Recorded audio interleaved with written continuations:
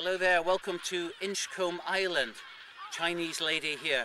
She's just been telling me that in China they think it's quite natural to take a stone and throw it at the poor seagulls. I think that's a bit cruel. Isn't that cruel? Well, I think it is. So we push the Chinese out of the way. Let me tell you how it's done in Scotland. Scotland, we're proud of our wildlife, we're proud of our animals and our birds, all living things. And we've got some beautiful seagulls here on Inchcombe Island. And what we like to do in Scotland is to make sure that we encourage their natural behaviour. And their natural behaviour is flying. Well, there's some over here at the moment who are having a bit of a break, just, getting ready to do some flying. So all we're going to do is encourage that behaviour. Follow me.